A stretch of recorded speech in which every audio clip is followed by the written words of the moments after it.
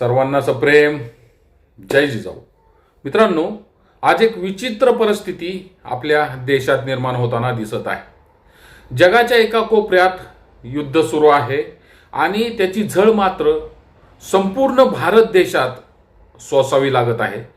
एवढंच काय, पण आपल्या स्वयंपाक घरापर्यंत याची झळ येऊन पोचलेली आहे.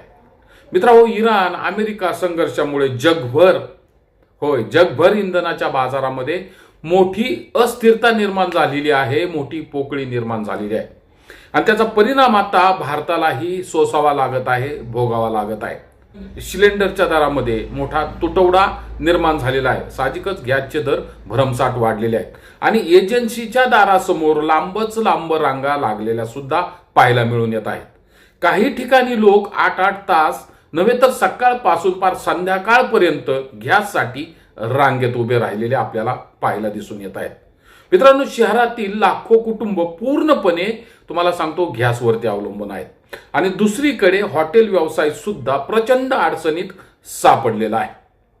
मित्रांनो, मेस बंद होण्याच्या मार्गावरती आलेले आहेत आणि सर्वात मोठा प्रश्न शहरात शिक्षणासाठी आलेल्या लाखो विद्यार्थ्यांसमोर अडचण निर्माण झालेली आहे. विद्यार्थी अडचणीत सापडलेले आहेत, त्यांच्यावरती उपासमारीची वेळ आलेली आहे. मित्रांनो, आता जेवायचं कुठं हा प्रश्न त्यांच्या समोर वासून उभा आहे. रस्त्यावरच्या हातगाड्या, घरगुती मेस, सर्व जेवणाचे हॉटेल्स जवळजवळ बंद पडण्याच्या मार्गावरती आहेत. एखादं हॉटेल किंचितच शहरामध्ये सुरू आहे. कुठंतरी एखादा हातगाडा वडापावचा असेल, अंडा बुर्जीचा असेल सुरू आहे. हॉटेलची मेस असेल किंवा हॉटेलवरती उपजीविका करणारे अवलंबून असलेले सर्व विद्यार्थी आज बेहाल झालेले आहेत, मोठा कुटीला आलेले आहेत. मेस बंद झालेली आहेत. विद्यार्थ्यांनी काय करायचं, काय खायचं असा प्रश्न त्यांच्यासमोर निर्माण झालेला आहे.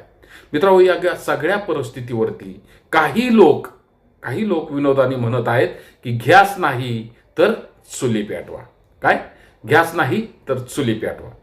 काही लोकांना चुलीवरचं मटण, चुलीवरचं चिकन, चुलीवरची बिर्याणी, चुलीवरचा चहा प्यायला खूप आवडतो. परंतु हे ऐकायला जरी छान वाटत असलं ना, तर दादा हो, शहरात चूल पेटवायची कशी? पेटवायची म्हटलं तर लाकूड आणायचं कुठून? या सर्व प्रश्न या ठिकाणी निर्माण होत आहे. मित्रांनो, महात्मा गांधी म्हणाले होते की शहराकडून खेड्याकडे चला, शहराकडून खेड्याकडे चला. डॉक्टर बाबासाहेब आंबेडकर म्हणाले खेड्याकडून शहराकडे चला. गांधी म्हणाले शहराकडून खेड्याकडे, बाबासाहेब म्हणाले खेड्याकडून शहराकडे. हा जरी विषय खरा असला तर आजची परिस्थिती काय आहे? काय सांगते आजची परिस्थिती? गॅसवरून चुलीकडे चला, गॅसवरून चुलीकडे चला. पण दादा हो, संपूर्ण परिस्थितीचा सखोल विचार व्हिडिओच्या माध्यमातून या ठिकाणी आपल्याला करावा लागेल.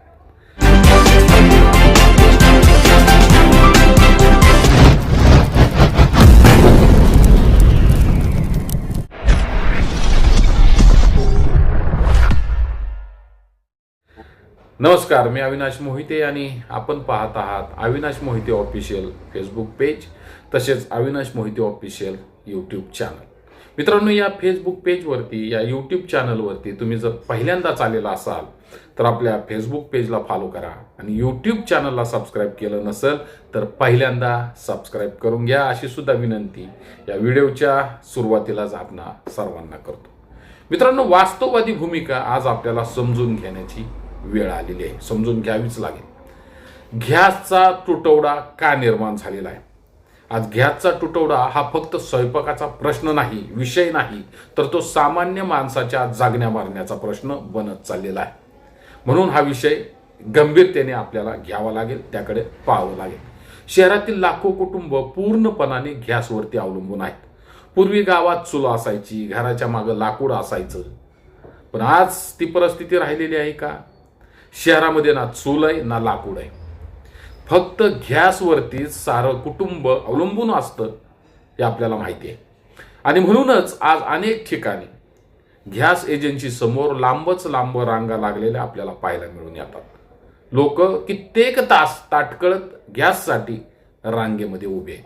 सकाळपासून संध्याकाळपर्यंत.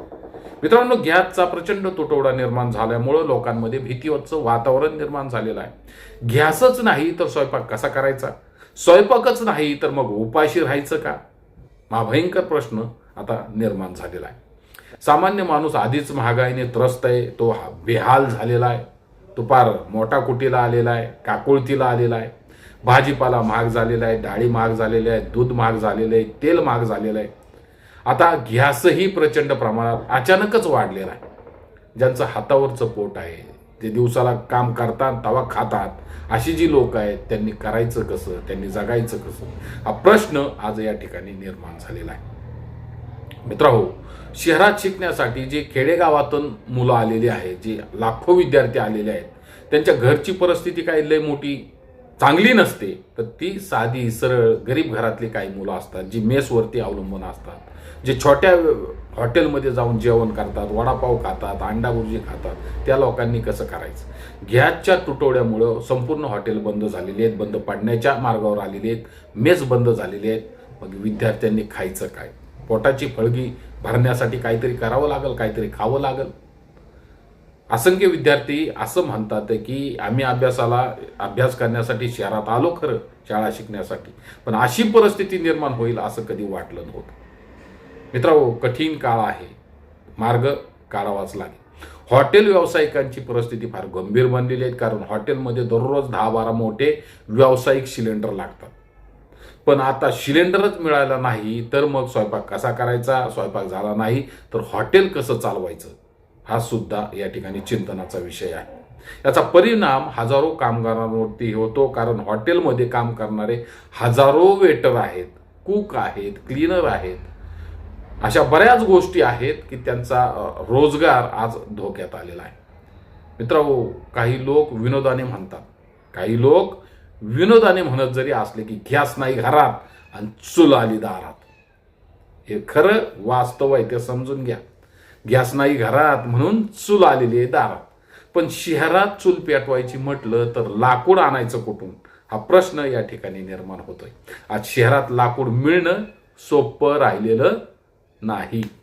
जर सगळ्यांनीच चूल पेटवायची ठरवली किंवा सुरुवात केली तर पर्यावरणाचा सुद्धा प्रश्न निर्माण होणार आहे किंवा होऊ शकतो. म्हणून ही गोष्ट जेवढी समजते तेवढी सोपी राहिली नाही किंवा सोपी नाही सुद्धा.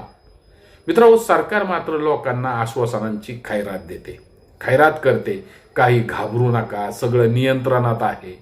पण ग्राउंडची परिस्थिती मित्रांनो खूप वेगळी आहे. दिसतं तसं नसतं म्हणूनच जग फसतं. रांगा वाढत चाललेल्या आहेत, दरवाढ होतच चाललेली आहे, लोकांमध्ये प्रचंड मनस्ताप आणि भीती निर्माण झालेली आहे. जर खरंच 1-2 महिने गॅसचा तुटवडा निर्माण झाला तर, इंधनाचे दर भरमसाठ वाढले तर, गॅस मिळाला नाहीच तर, सामान्य माणसाचं जीवन मात्र पूर्णपणे विस्कळीत होणार आहे. स्वयंपाक हा माणसाचा मूलभूत आधार आहे, गरज आहे. अन्नच जर मिळालं नाही तर मग जगायचं कसं, उपाशी मरायचं का? समाजामध्ये असंतोष निर्माण होतोय. म्हणून एक प्रश्न या ठिकाणी महत्वाचा आहे. प्रश्न फक्त गॅसचा नाही, हा प्रश्न आहे सामान्य माणसाच्या जागण्या मारण्याचा. खरंय का खोट आहे? मित्रांनो, आज आपण विनोदाने जरी